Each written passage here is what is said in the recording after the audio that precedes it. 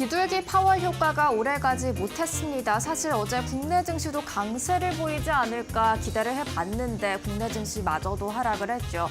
지금 파월 효과보다도 중동의 지정학적 불안감이 좀 투자 심리를 흔드는 것 같은데요. 게다가 이번 주 엔비디아의 2분기 실적 발표를 앞두고 반도체주에 대한 좀 경계 심리도 계속해서 남아있는 것으로 보여집니다. 네, 시장에서 파월보다 젠슨 황의 파워가 더 큰 걸까요?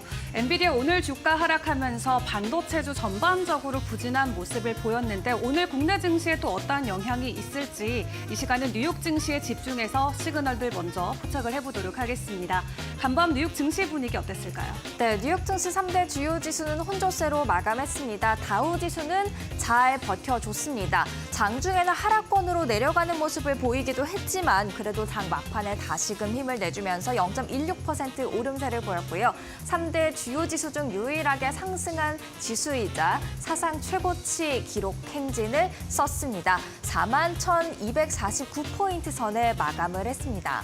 반면에 기술주 비중이 좀 큰 나스닥 지수 0.85% 하락을 했고요. S&P 500 지수도 0.32% 내림세를 보이는 모습들이었습니다. 비둘기 파월 효과가 단 하루 만에 끝나면서 주요 지수가 조금 흔들리는 모습들을 나타내는데요.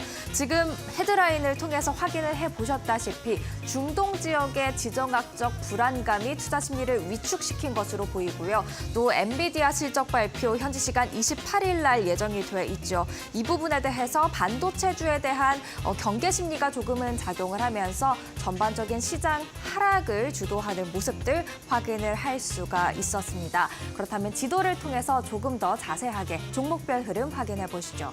일단 M7 장중에는 일제히 다 하락하는 모습들 나타냈었는데 그래도 장 막판에 일부 좀 힘을 내주는 모습들이었습니다. 시가총액 1위 기업이죠. 애플이 0.15% 상승을 했고요. 그리고 구글의 모회사 알파벳도 0.3% 오름세를 보이면서 M7 종목 중 상승 마감을 했습니다. 반면에 마이크로소프트 0.8% 내림세를 보였고요. 그리고 실적 발표를 앞둔 엔비디아 2% 넘게 하락을 하면서 다른 반도체주 전반에도 경계 심리가 작용하는 모습이었습니다. 브로드컴이 4% 이상, AMD가 3%, 마이크론 테크놀로지도 3% 이상 내림세였습니다. 게다가 반도체 장비 쪽에도 지금 빨간불, 강한 하락세를 의미하는 빨간불이 켜져 있는 것을 확인을 할 수가 있는데요. 엔비디아의 실적 발표 이후 반도체주의 흐름이 어떻게 흘러갈지 체크를 해보셔야겠습니다. 이어서 메타가 1.3% 내림세, 아마존이 0.87% 하락을 했고요. 테슬라도 이날 좀 강한 하락세를 기록했습니다. 3% 이상 하락하는 모습들 나타났죠. 반면에 에너지주가 가장 크게 이날 11개 섹터 중에서 상승을 하는 모습들이었는데요. 에너지 섹터의 상승은 국제유가 상승에 좀 기대해 볼 수 있을 것 같습니다. 그렇다면 대형주 중심의 이슈들부터 같이 확인해 보시죠. 애플이 밤사이에 소폭 오른 가운데 9월 9일 아이폰 16을 공개할 예정이라고 밝혔습니다. 애플 인텔리전스, 애플의 인공지능이 이 아이폰 16에 본격적으로 탑재가 될 것으로 기대가 되면서 교체 사이클에 대한 기대도 굉장히 커져 있는 상태인데요. 이번에 행사의 프레이즈가 이제 새롭게 빛난다라는 그런 프레이즈를 갖고 있습니다. 이 타이틀에 걸맞게 과연 아이폰 16을 기점으로 애플 다시 한번 빛날 수 있을지 체크해 보시죠. 이어서 엔비디아 밤사이에 2% 넘게 하락을 했는데요. 28일 실적 발표를 앞두고 좀 경계감이 작용하는 모습들이었습니다. 또 블랙 먼데이 이후 주가가 26% 이상 크게 올랐던 만큼 일단 차익 실현 한번 하고 보자라는 심리도 있었을 것으로 해석됩니다. 테슬라 3% 넘게 하락을 했는데요. 캐나다의 중국 제조 전기차에 100% 관세를 부과한다라는 소식에 영향을 받았습니다. 지금 중국에서 제조된 전기차 중 캐나다로 수출이 되는 전기차 유일하게 테슬라밖에 없습니다. 그렇기 때문에 테슬라가 충격을 받은 것으로 보여집니다. 그렇다면 엔비디아 지금 이슈가 핫하니까 조금 더 자세하게 살펴볼까요? 이날도 시장 반도체주가 대체적으로 끌어내리는 모습들이었는데 과연 엔비디아 실적 발표 이후 시장의 구원투수가 될 수 있을까요? 일단 과거 데이터 한번 먼저 살펴보도록 하겠습니다. 지금 실적 발표에서 서프라이즈 퍼센티지, 그러니까 어닝 서프라이즈가 몇 퍼센트 정도 나왔는지에 따라서 주가의 반응들 나타나고 있습니다. 2024년 1분기부터 엔비디아는 꾸준히 어닝 서프라이즈를 기록을 했는데요. 2024년 2분기에는 서프라이즈가 이렇게 20% 이상 컸음에도 불구하고 주가 반응 0.1% 상승으로 미미했습니다. 그리고 2024년 3분기에는 서프라이즈에도 불구하고 주가는 내림세로 반응하는 모습들도 확인을 할 수 있었죠. 하지만 전체적인 흐름을 봤을 때 일단 서프라이즈를 기록하면 주가가 오른다라는 것을 과거 데이터를 통해서 확인을 해볼 수가 있을 텐데요. 일단 엔비디아의 2분기 실적 관련해서 지금 컨센서스는 1년 전 대비 매출이 112% 증가했을 것으로 예상이 되고 있고요. 다만 총 이익률은 75.8%로 1분기 대비 3%포인트 하락했을 것으로 예상이 되고 있습니다. 이런 컨센서스를 과연 엔비디아가 충족시키는 것을 넘어서서 서프라이즈까지 이뤄낼 수 있을지 이번 실적 발표의 핵심이 될 것으로 보이고요. 꼭 가이던스까지도 확인을 해보셔야겠습니다. 한편 지금 엔비디아의 12개월 포워드 PER이 36.9, 거의 37이죠. 37로 탑6 종목, 시가총액 기준 탑6 종목의 평균인 29 대비 굉장히 높은 수준 나타내고 있는데요. 이렇기 때문에 정말 큰 서프라이즈가 아닌 이상 주가에 대한 밸류에이션 부담 때문에 상승폭이 작거나 미미할 수 있다라는 생각도 해보게 됩니다. 한편 실적이 기대를 맞추는 건 당연히 여겨지고 있기 때문에 실적의 기대에 못 미친다면 투자자들 AI 관련주를 모두 매도에 나설 수 있다라는 분석까지 나와 있는 만큼 지금 시장의 향방이 엔비디아에 달려 있다라는 것을 알 수가 있습니다. 이어서 에너지 섹터가 많이 뛰었으니까 에너지 관련된 이슈도 체크를 해보도록 하겠습니다. 국제 유가가 밤사이에 3.5% 이상 크게 오르면서 배럴당 77달러 선까지 올라왔는데요. 지금 연중 차트 한번 보시죠. 3월 이후 조금 주춤했던 하향 추세에 있었던 국제 유가인데 단기적으로 보면 8월 이후 굉장히 많이 올라와 있다는 것을 알 수가 있겠습니다. 두 가지 이슈가 이날 국제 유가 상승을 부추겼는데요. 가장 큰 이슈로는 리비아 동부 정부가 원유 생산과 수출에 대해서 중단 명령을 내렸다라는 겁니다. 리비아의 지금 전 세계 원유 생산량 3.9%를 차지하고 있는 것으로 확인이 되고 있는데요. 3.9% 작아 보일 수 있겠지만 쉽게 대체되기 어려운 물량이다라는 이야기들 월가에서 나오고 있습니다. 그렇기 때문에 국제유가 강하게 반응한 것으로 보여집니다. 여기에다가 중동의 지정학적 긴장감 계속해서 고조가 되고 있죠. 이런 이슈들로 인해서 국제유가 상승 추세 이어갈 수 있는 만큼 WTI의 추이도 계속해서 체크를 해보셔야 될 것 같습니다. 그러면 이어서 국채금리도 한번 확인을 해보도록 하죠. 국채금리 전날에는 비둘기 파월의 반응을 하면서 하락세를 보였었는데 이날은 다시 10년물, 2년물 모두 상승세를 나타내는 모습들이었습니다. 10년물이 3.818%를 그리고 2년물이 3.94%를 기록하는 모습들이었죠. 마지막으로 국제 금값도 체크해 보겠습니다. 금값 역시 달렸습니다. 사상 최고치 향해서 계속해서 달려가고 있는 국제 금값인데요. 밤 사이에도 0.35% 상승을 했고요. 연중 차트 한번 보실까요? 지난 3월부터 계속해서 달리면서 최고치 경신 이어가고 있는 국제 금값 확인을 해볼 수가 있었습니다. 이렇게 월요일장 정리를 해보도록 하고요. 이어서 유럽 시장에 대해서 확인을 해보도록 하겠습니다. 김현지 이데일리 유럽 특파원 전화로 연결되어 있습니다. 안녕하세요. 네, 안녕하세요. 네, 비둘기 파월 효과가 하루 만에 미국에서는 끝나는 모습들이었습니다. 중동 지역의 지정학적 불안감이 아무래도 투자 심리를 위축시킨 것으로 보이는데요. 전 세계가 주목하고 있는 게 바로 이 중동의 긴장감이 아닐까라는 생각이 듭니다. 유럽의 시장 상황은 어땠었나요? 예, 유럽도 별반 다르지는 않습니다. 이스라엘과 헤즈볼라 간의 무력 충돌이 심화하면서 양측이 전면전을 불방케 하는 공방을 벌였는데요. 양측이 추가 군사 행동을 자제하면서 투자자들이 가슴을 쓸어내리기는 했으나 중동에 대한 불안감은 여전히 쉽게 가시지 않는 모습입니다. 오늘 유럽 주요국 증시는 거의 평행선을 그리면서 혼조세로 마감했습니다. 중동 지역의 고조된 지정학적 긴장감이 유럽 투자자들의 마음을 졸이게 하면서 미래 시장 전망에 불안감을 들이우는 모습이 역력했다라고 보시면 될 것 같습니다. 우선 범유럽 지수인 스탁스 600 지수는 전장보다 0.02% 내린 518.05로 장을 마쳤습니다. 독일 프랑크푸르트 닥스 지수는 0.09% 내린 18,617.02에 프랑스 파리 증시의 CAC 40 지수는 0.18% 오른 7,590.37로 마감했습니다. 영국은 오늘 휴일을 맞아 휴장했습니다. 한편 국제 유가는 3.5% 이상 오르는 등 상승세를 보였는데요. 우선 중동 분쟁이 확산하는 양상을 띠면서 전문가들 사이에서 영내 석유 공급에 차질이 생기는 게 아니냐라는 우려가 쏟아져 나왔고요. 사벌간 전쟁이 격화되고 있는 리비아 동부 지역에서 모든 유전을 폐쇄하고 생산 및 수출을 중단한다라는 소식도 유가 상승을 부추긴 것으로 분석되고 있습니다. 실제로 호주 커먼웰스 은행의 광업 및 에너지 상품 전략가는 중동 분쟁의 확산 우려로 유가가 지속 상승할 것이다. 이스라엘의 대응에는 이란 석유 시설에 대한 공격이 포함이 될 수 있고 이는 전 세계 석유 공급의 3에서 4%를 위험에 빠뜨릴 수 있다라고 지적했습니다. 네, 그나마 최근에 나왔던 긍정적인 이슈를 생각해 보자면 미국이 금리 인하에 나설 것이다라는 이슈가 되지 않을까라는 생각을 해보는데요.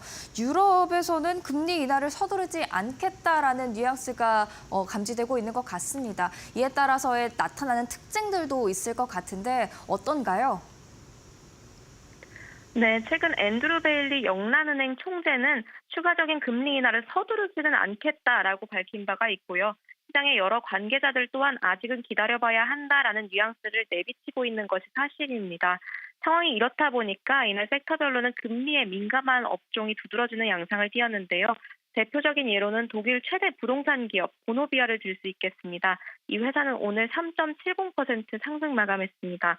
이 밖에 원유 가격 급등으로 석유 및 가스 섹터도 0.7% 상승하는 모습을 보였습니다. M&A 소식에 따른 주가 상승 사례도 두드러졌는데요. 이탈리아 최대 통신사 텔레콤 이탈리아는 오늘 2.10% 상승 마감했습니다. 이 회사는 프랑스 미디어 그룹 비벤디가 가지고 있는 회사인데요. 최근 텔레콤 이탈리아의 지분을 매입하려는 투자업계 움직임이 포착되면서 이러한 주가 흐름을 보인 것으로 분석되고 있습니다. 한편 크게 폭락한 주도 있었습니다. 스위스의 태양광 패널 제조업체인 마이어버거는 미국 콜로라도 공장 건설 계획 등의 소식이 전해지면서 45% 폭락했습니다. 한편 이번 주 미국에서도 유럽에서도 투자자들이 주목하고 있는 경제지표 발표가 많은 것 같습니다. 투자자들이 주목하고 있는 지표로는 뭐가 있을까요?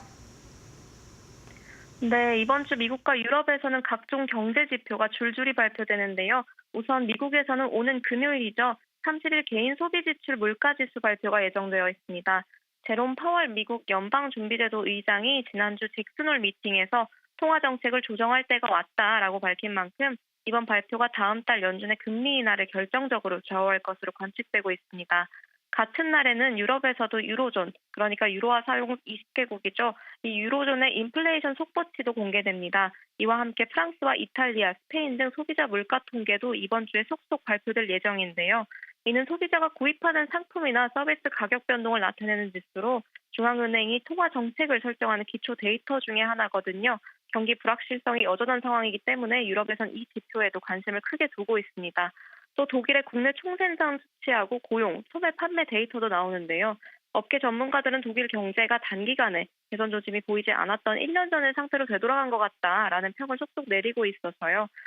유럽 시장에서는 여기에도 예의주시할 것으로 보이고 있습니다. 네, 이번 주 마찬가지로 유럽 시장에서도 지표를 예의주시해야 될 것 같습니다. 지금까지 김현지 이데일리 유럽 특파원과 함께했습니다. 말씀 감사합니다. 네, 감사합니다. 이어서 밤사이에 나왔던 놓쳐선 안 될 이슈들 은주 앵커와 함께 확인해 보시죠.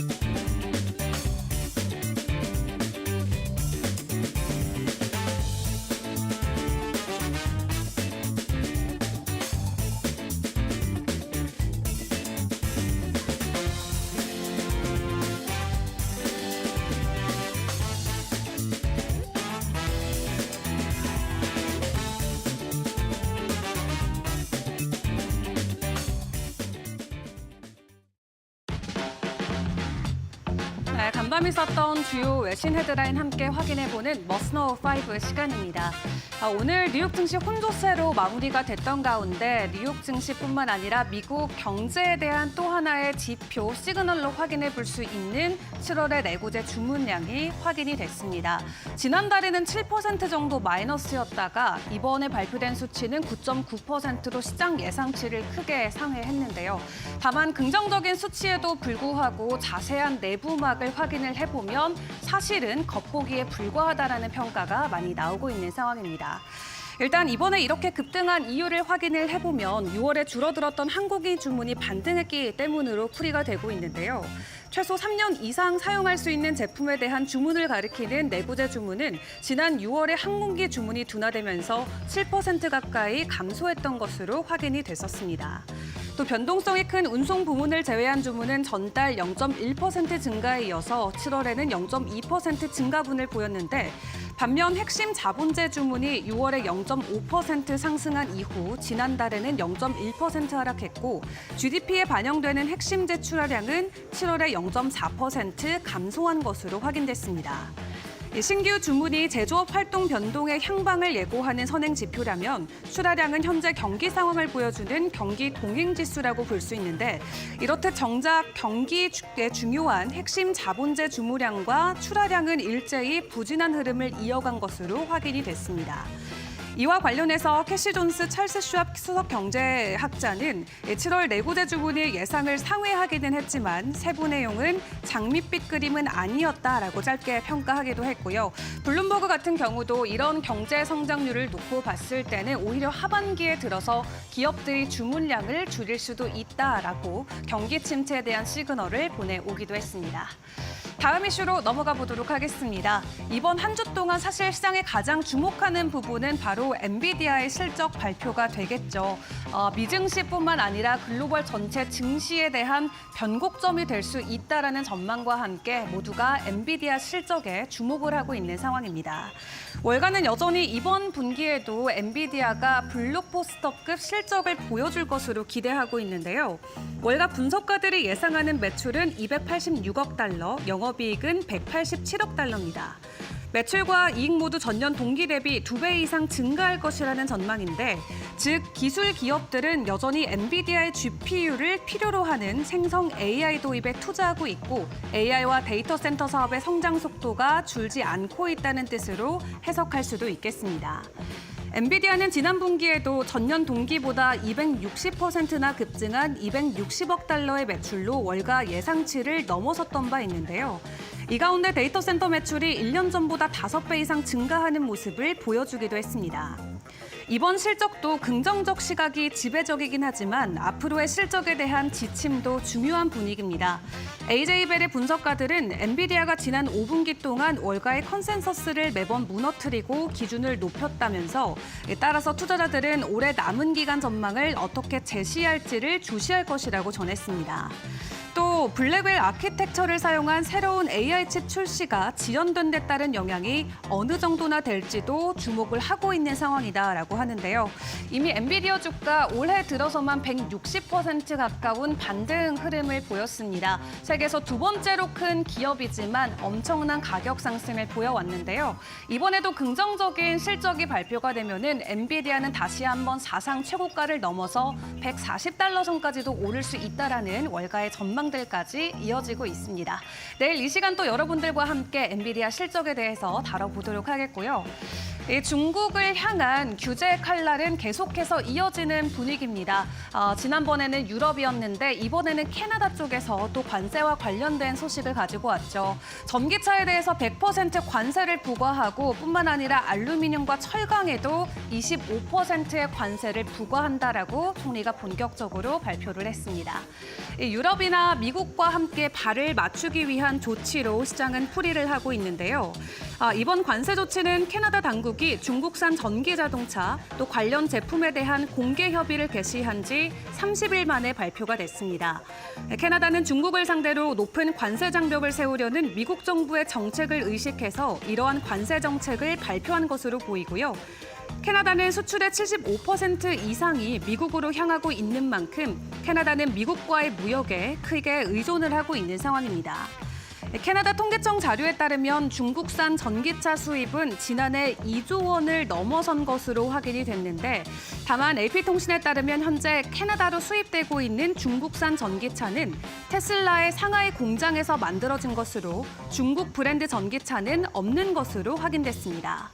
말 그대로 미국처럼 보여주기식 관세인 것에 불과한 것인데요. 일단 유럽이 오는 11월부터 중국에서 생산되는 전기차에 대해 최고 46.3%의 관세를 부과하기로 했고 미국 같은 경우도 이번 주 중으로 최종 시행 계획을 발표할 전망입니다. 국내 완성차 업체들 그리고 2차 전지 관련주들은 되려 수혜를 받아갈 수 있을지 이 부분도 함께 주목을 해보시죠. 그리고 주말 사이 또 크게 불거졌던 이슈였죠. 오늘 해당 이슈로 보잉의 주가 결국 약세로 마무리가 됐는데요. 기체 결함으로 인해서 나사가 결국 보잉이 아닌 스페이스 X와 손을 잡았다라는 소식입니다.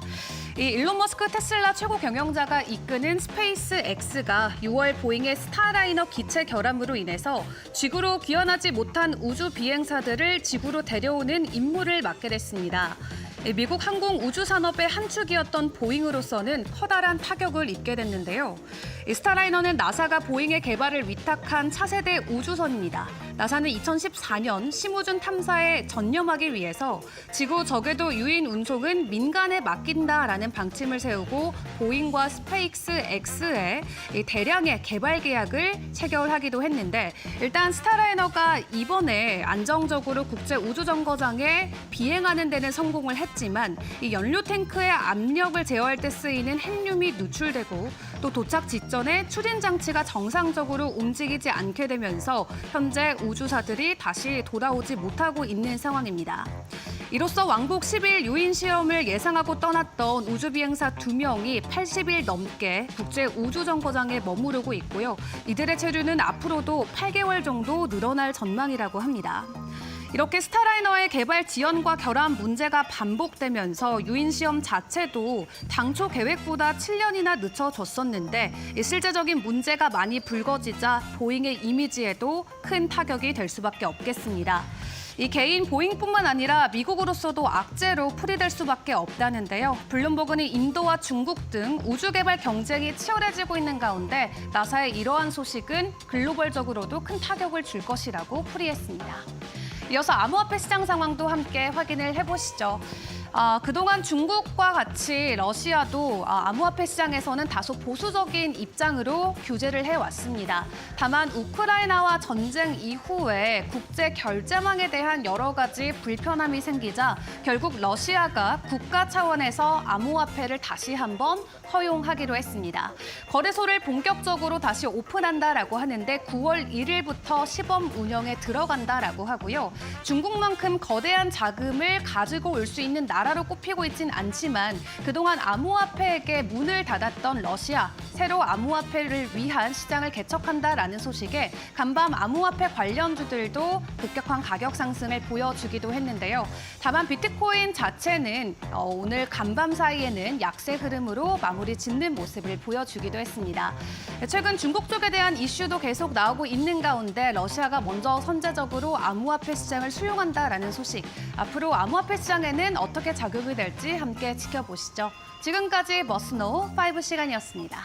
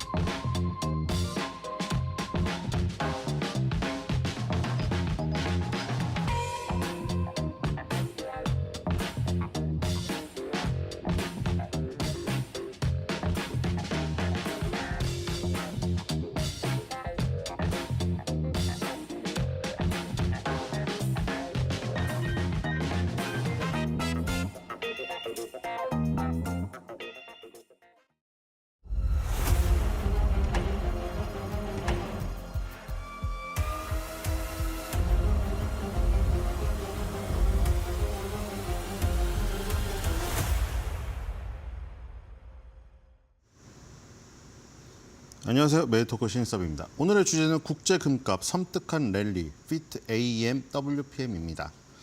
어저께인가 언제인지 모르겠는데 이 인터넷 뉴스를 보니까 어딘지 모르겠어요. 그 동네 귀금속 가게 많은 동네 있잖아요. 거기서 기자분들이 길거리에서 바로 시민들 인터뷰를 하더라고요. 그래서 왜 여기 지금 귀금속 시장에 오셨냐고 하니까 뭐 어떤 여자분 한 분, 남자분 한 분 이렇게 인터뷰를 하셨더라고요. 여자분은 뭐 자기가 갖고 있는 그 귀금속 중에서 요즘 뭐 금값이 많이 올랐다는 뉴스를 보고 그거를 팔아서 뭐 다른 귀금속을 사러 왔다고 그렇게 인터뷰를 했어요. 그리고 남자분은 자기가 이제 뭐 어머니 드릴 건가? 뭐를 산다고 했는데 세공 비용이랑 이런 거 따져보니까 좀 비싸서 일단 뭐 망설이고 있다 뭐 이런 식으로 인터뷰를 하셨어요.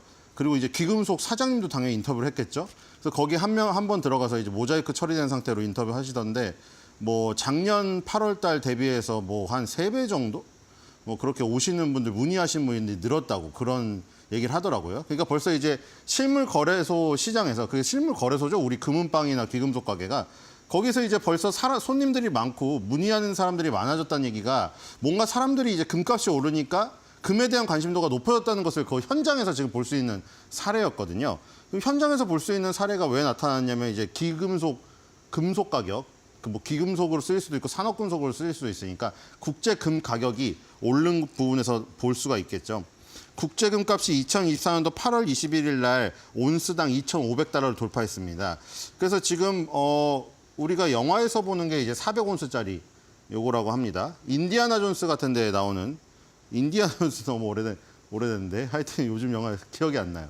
인디아나 존스 저는 금광하면 인디아나 존스밖에 생각이 안 납니다.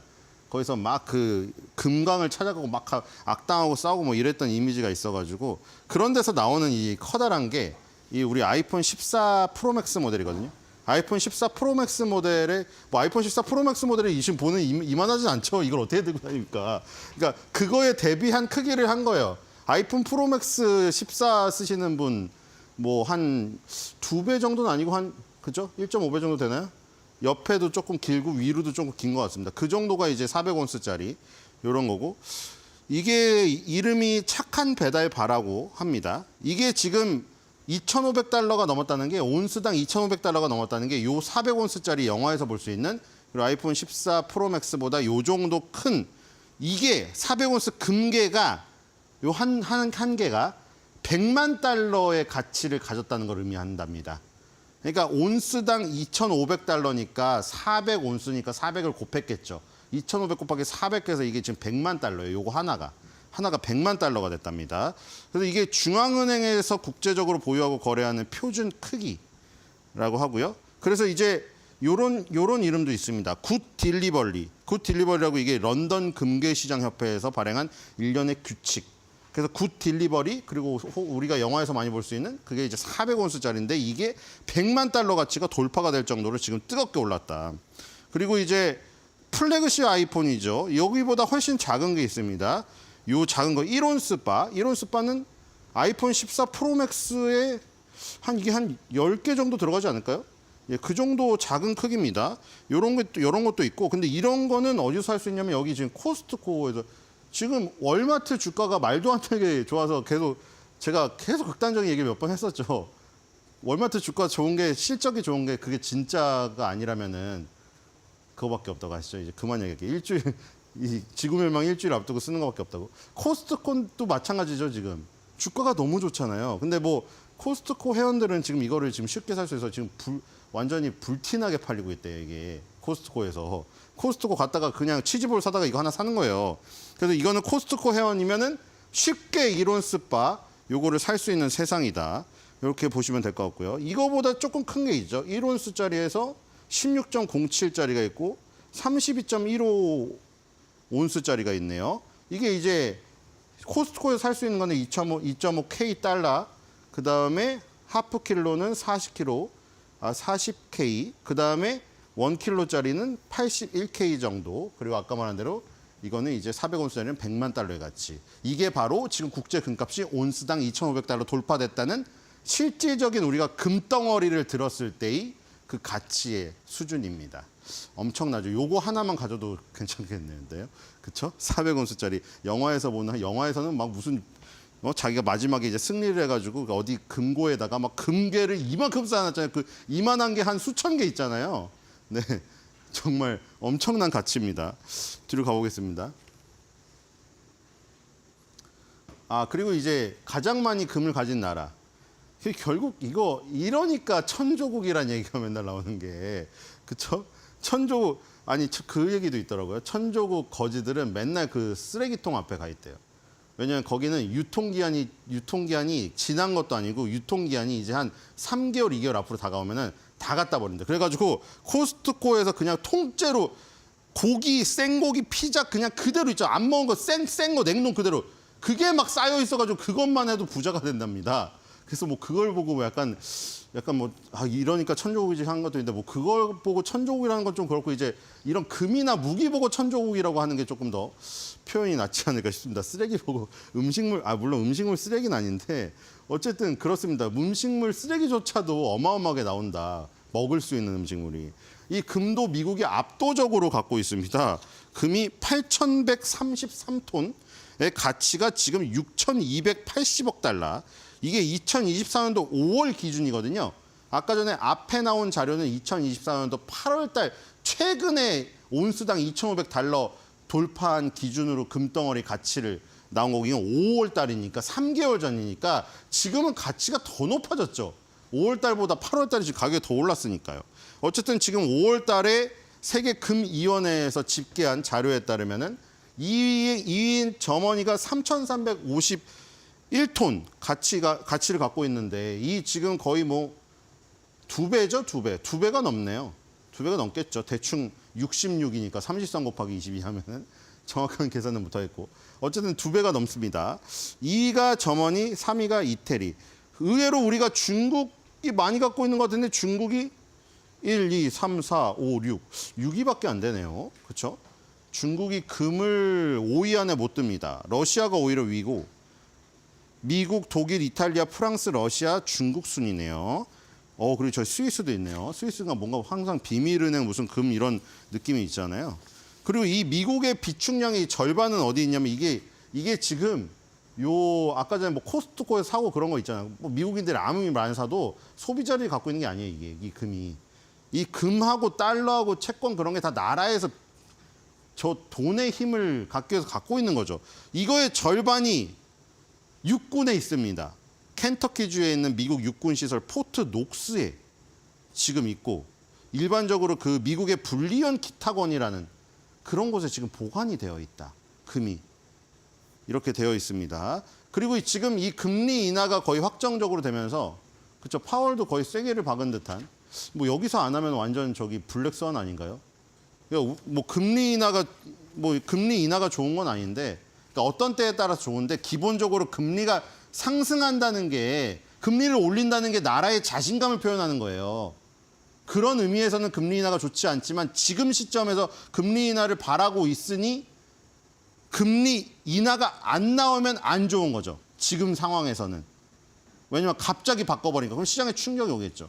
하지만 뭐 지금 거의 그럴 리가 없을 정도로 100%는 없습니다. 이 세상에. 근데 파월까지 그렇게 얘기한 마당에 여기서 뒤집기라는 사실 좀 안 되지 않을까요? 지금 상황에서. 그렇죠? 그렇기 때문에 거의 금리 인하가 한 번은 확실한데 금리 인하를 하게 되면 어떻게 될까요? 그러니까 일반적으로 그 달러의 가치라는 게 우리가 달러, 금, 미국의 채권 이게 대표적인 안전자산이잖아요. 근데 그 안전자산 안에서도 지네끼리 싸우죠. 그러니까 전체적으로 달러, 금, 채권하고 vs 주식은 완전 반대로 움직이는 거 확실한데 달러, 금, 채권은 또 안전자산 내에서 지네끼리 또 자세한 결은 또 달라요. 그렇죠? 완전 동일하게 쌍둥이처럼 움직이지가 않아요. 달러, 금, 채권이 안전자산이라고. 맞죠? 그러니까 그 사이에서 움직이죠. 그럼 이제 그 달러는 뭐예요? 미국의 화폐죠. 화폐가 뭐죠? 그 나라의 국력이에요. 국력.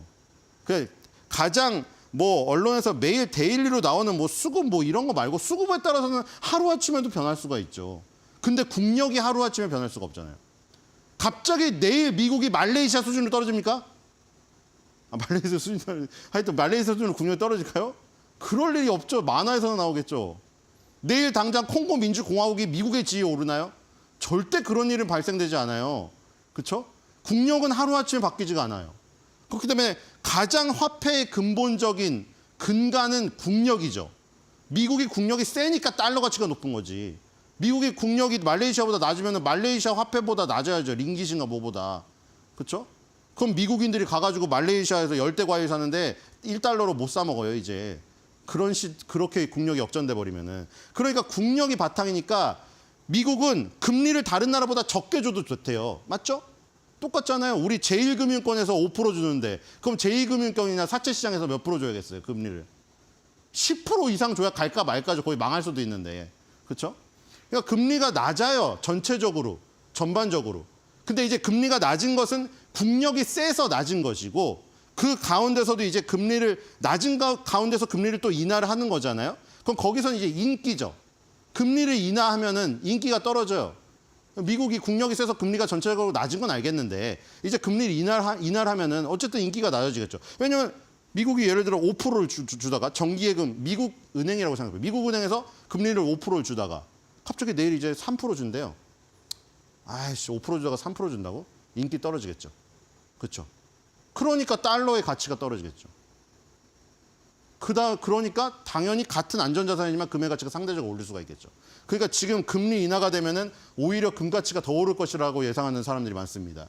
그러니까 이제 미국이 이렇게 많은 금을 갖고 있으니까 미국은 더 부자가 됩니다. 그렇죠? 육군에서 잘 관리하고 있겠죠.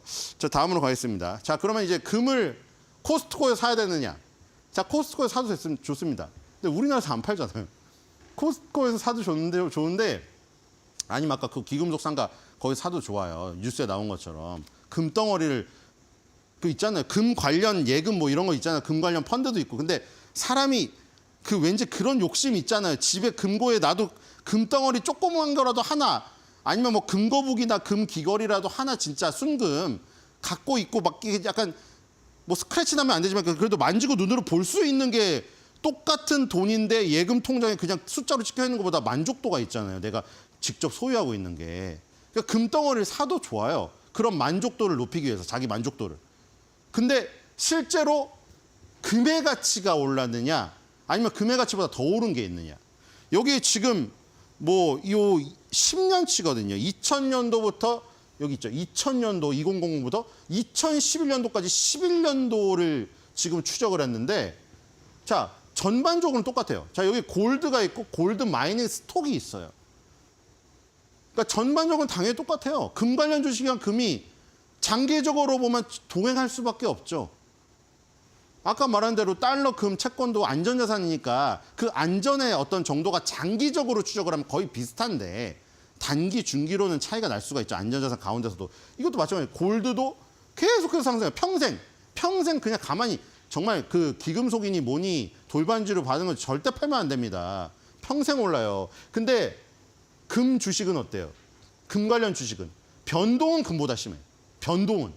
변동성은 주식이라 더 심해요. 아까 말했죠. 달러, 금, 미국 채권이 안전자산이라고. 안전자산이라는 게 뭐예요? 변동성이 적다는 의미도 있죠. 안전에 여러 가지가 의미가 있지만 대표적으로 변동성이 적으니까 안전이라는 이름이 붙은 거잖아요. 주식은 안전자산인가요? 주식을 안전자산이라고 생각하는 사람이 있나요? 대표적으로 위험자산이라고 부르죠. 위험에 여러 가지 요소가 있겠지만 대표적으로 변동성이 큰 거죠. 그러니까 주식은 변동성이 크니까 이 오르락내리락이 심해요. 근데 동행을 하죠. 그리고 상승률로 보니까 10년치를. 골드 마이닝 스톡이 골드를 이겼습니다. 그렇죠? 여기 또 마찬가지죠. 여기도 이겼어요. 이거는 더 최근입니다.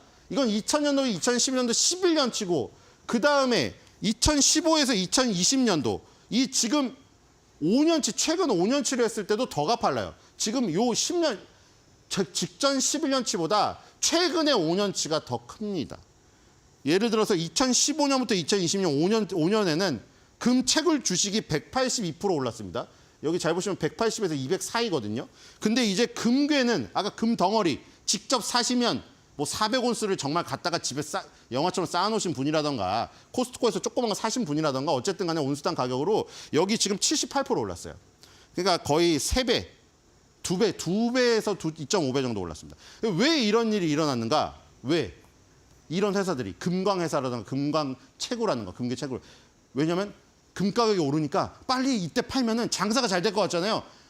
은행 빚이든 뭐든 뭐 주식시장에서 끌어오든 최대한 자금을 끌어당겨서 레버리지를 쓴 거예요. 우리 서학개미분들 지금 막 3배짜리 불 주식에 불 ETF에 넣었잖아요. 그런 것처럼 막 3배, 4배 레버리지를 싹 다 끌어와가지고 이때 물 들어올 때 노젓자에서 장사를 한 거예요. 그래서 탄력이 더 좋은 거예요. 위험 자산이기도 했었고. 그러니까 우리가 여기서 느낄 수 있는 거는 금괴를 사서 만족도를 높이기 위해서 집에 놓는 것도 좋지만 수익률로 따져보면 그냥 편하게 클릭해서 금과 관련 주식 사는 게 좋다는 거예요. 자, 뒤로 가겠습니다. 소개시켜 드릴게요. 2가지 있습니다. 처음에 AEM이라는 약자, 아그니코 이글이라는 회사입니다. 일단 요거부터 보죠. 84.86달러가 평균인데요. 3.00만 오르면 도달됩니다. 자, 의견을 보겠습니다. 의견 스트롱 바이어, 11바이어 1홀드. 자, 차트를 보겠습니다. 자, 차트. 일봉인데 고점 추세선 돌파해서 위로 올라갔습니다. 한 달에 레벨업. 그쵸? 자, 주봉 월봉을 볼까요? 이 일봉의 모습이 주봉 월봉에서 의미가 있을 그런지 상당히 의미가 있죠. 신고가 수준인데 일봉에서 저 모습이 나오면 힘이 더 강해집니다. 자, 월봉도 볼까요? 자, 월봉. 이제 여기만 돌파하면 신고가입니다. 자, 이 탄력을 보세요. 아까 말한 금과 관련 주식이 금보다 탄력이 좋습니다. 자, 그 다음 거 하나 또 2가지 소개시켜 드릴게요. WPM. 자, 이건 WPM은 휘튼 프리셔스. 이것도 금광 주식입니다. 65.28이 평균인데 이것도 9.73만 도달되면은 평균 컨센서스에 도달돼요. 이것도 스트롱바이입니다. 이것도 9바이의 2홀드. 한 개 차이네요. 아까 그거랑. 자, 어쨌든 스트롱바이고 다. 자, 차트만 보겠습니다. 자, 요거는 아까 전에 그 고점 추세선 돌파한 AEM보다는 고점 추세선 돌파 못했습니다. 자, 어쨌든 얘도 상승하고 있죠. 자, 주봉 월봉을 볼까요, 얘도? 얘는 근데 주봉 월봉에서 앞섰습니다. 얘는 모든 걸 다 뚫었어요. 그쵸? 월봉으로 볼까요? 월봉에 고점이 있나? 아까 AEM보다 이게 낫네요. 그쵸? 일봉에선 뒤졌지만 항상 우리가 월봉 장기 추세를 확인해야죠. 장기 추세 얘는 고점을 돌파했습니다. 역사적 고점을 돌파했어요. 지금 완전 새로운 영역이에요. 자, 그래서 AEM과 WPM 2개인데 다 금광 관련 주식입니다. 그러니까 여러분들 코스트코에서 미국인들 코스트코 가서 사셔도 좋은데 금광 관련 주식을 편하게 하는 게 수익률이 더 좋다. 그러니까 금덩어리 하나 사서 집에 놔두시고요. 나머지 돈은 금광 관련 주식에 투자하시는 게 현명할 것 같습니다. 자, 그래서 한 줄 매도평. 우리나라 분들도 아까 그 고민하시는 분, 세공 비용이 많이 들어서 금을 못 산다. 자, 제가 사게 만들어 드리겠습니다. 금 나와라 와라 뚝딱. 은 나와라 와라 뚝딱. 뚝딱.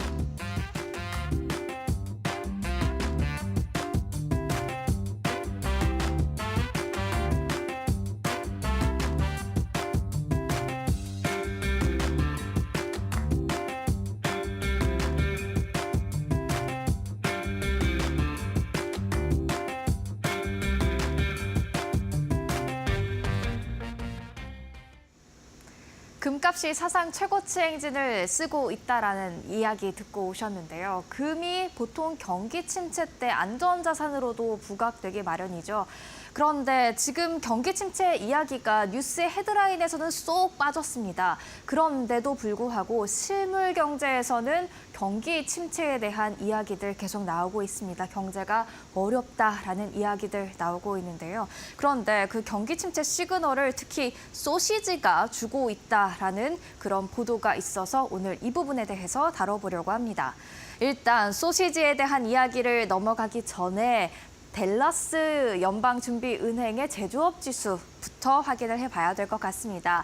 댈러스, 텍사스에 있는 도시가 되겠죠. 이 텍사스는 미국 제조업의 9.5%를 차지하는 꽤 비중 있는 지역이기 때문에 이 댈러스 연은의 제조업 지수를 확인한다라는 것은 미 제조업 상황을 확인하는데 굉장히 유용하게 사용할 수 있다라는 게 되겠습니다.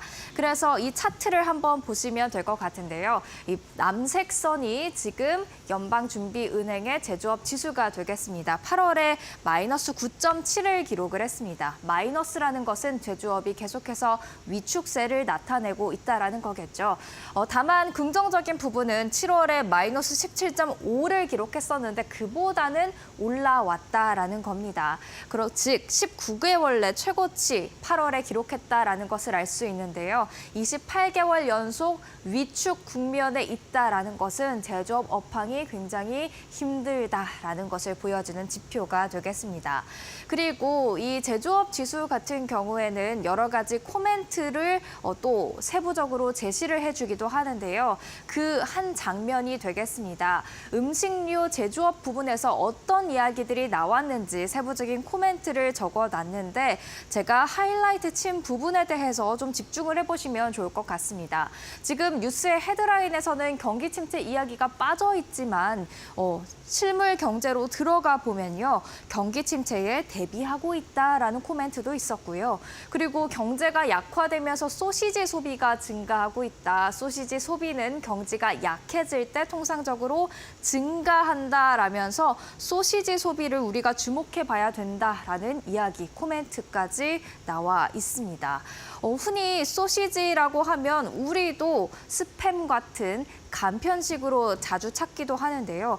비싼 고기, 육류를 대체하기 위해서 소시지를 먹고 있다. 즉, 얇아진 지갑에 사람들이 고기 대신 소시지를 구매하고 있다라는 뜻이 되겠습니다. 지금 지갑이 얇아지는 미국인들일 수밖에 없는 게 소비자 물가지수 추이를 한번 보도록 하겠습니다. 지금 2.9%대로 내려오기는 했습니다만 이게 소비자 물가 상승률이 둔화했다라는 것이지 물가가 하락했다라는 것은 아닙니다. 그러니까 이만큼의 상승률이 계속해서 물가에 더해져 가고 있었다라는 뜻이 되겠죠. 우리가 CPI, 소비자 물가지수가 하락했다, 둔화했다라는 것은 결국은 물가가 계속 오르는데 그 오름폭만 좀 더뎌질 뿐이다. 즉, 물가가 오르면 당연히 미국인들 실질 임금이 크게 늘어나지 않는 한 지갑이 얇아질 수밖에 없겠다라는 것을 생각을 해볼 수가 있겠습니다. 그렇다 보니까 당연히 소비자 심리지수도 악화될 수밖에 없겠죠. 소비자 심리지수 미시간 대학이 매월 체크를 하고 있는데요. 소비자 심리지수란 일단 현재 생활 형편 전망, 또 향후 경기 전망 여러 가지 요인들을 표준화해서 합성한 지수가 되겠습니다. 그만큼 지금 소비 심리가 강하냐 약하냐를 보여준다라고 할 수가 있겠는데요. 미시간대의 소비자 심리지수 한번 보시죠. 올해 들어서 하향 추세에 접어들었다라는 것을 알 수가 있겠습니다. 즉, 너무나도 높아진 물가에 이제는 소비자들도 버티기가 힘들다, 소비 심리가 약해지고 있다라는 것을 알 수가 있는 것이죠. 다음 장을 통해서 계속해서 확인을 해보실까요? 그럼에도 불구하고 경제는 꽤 양호한 것 같습니다. 왜냐? 2024년 3분기 경제 성장률 전망치를 GDP 나우를 통해서 보니까요. 2%로 전망이 되고 있기 때문이죠. 사실 미국 경제는 소비가 끌고 갑니다. 소비가 3분의 2 이상을 GDP에서 발생시키기 때문에 소비가 건재하다면 GDP도 잘 나오기 마련인데요. 소비가 약해지고 있다, 소시지 소비가 증가하면서 경제가 약해지고 있다라는 시그널들은 나오는데 왜 3분기 경제 성장률은 2%로 양호한 수치를 기록을 할 수 있는 걸까요? 저는 여기서 해답을 찾아봤습니다. 양극화가 되고 있다라는 것이죠. 양극화가 되고 있다라는 것은 부익부, 빈익빈이 이루어지고 있다라는 것을 생각을 해볼 수가 있겠는데요. 기업들도 동일한 이야기를 하고 있다라는 것을 확인을 할 수가 있었습니다. 아메리칸 익스프레스 카드사가 되겠죠. 아메리칸 익스프레스가 최근에 말했던 내용들을 종합을 해보면요. 수백 달러 하는 연회비 카드를 포함해서 300만 개의 카드가 신규 발급됐다라고 하고요. 또 카드 보유자 3개월간 8% 지출이 증가했다라고 합니다. 또 1분기 항공권에 대한 지출이 1년 전보다 9% 증가했다라고 하죠. 즉, 연회비가 비싸도 개의치 않아 하고 카드 사용률 늘고 있고 특히 여행 관련된 지출이 늘고 있다라는 것. 부자들은 그만큼 소비를 많이 하고 소비에 거리낌이 없다라는 것을 생각을 해볼 수가 있겠습니다. 반면에 다른 이야기들도 살펴볼까요? 업스타트는 미국의 AI 알고리즘을 바탕으로 대출을 연계해주는 그런 스타트업이 되겠는데요. 1분기에 임대료와 공과금 등에 사용되는 안심대출이 80% 증가했다라고 하고요.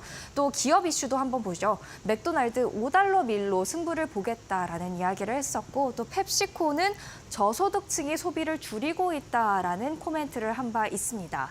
이렇듯 쓰는 사람들은 쓰고 그렇지 못한 사람들은 더욱더 아끼는 양극화가 이뤄지고 있지 않나라는 것을 생각을 해볼 수가 있겠습니다.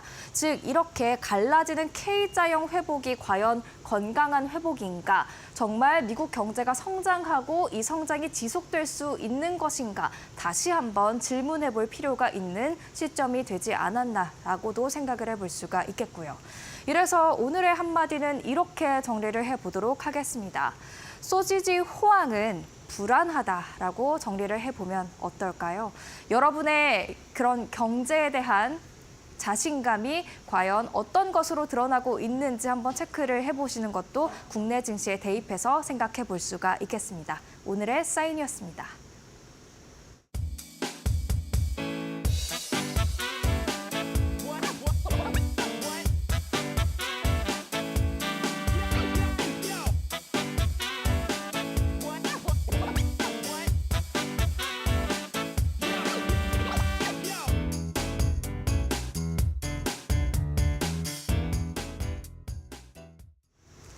뉴욕 증시가 흔들린 이유에는 중동의 지정학적 불안감도 있겠지만 종목별 흐름을 보면 반도체주가 특히 타격을 입었다라는 것을 생각해 봤을 때 그만큼 엔비디아의 실적이 중요할 것 같습니다. 이건 국내 증시도 마찬가지겠죠. 네, 어제 대형 반도체 관련주들이 일제히 하락 마감이 됐었는데 오늘도 미증시에서 다시 한번 약세를 보인 만큼 관련주들의 동향 저희와 함께 개장 전 파악을 해보시면 좋을 것 같습니다.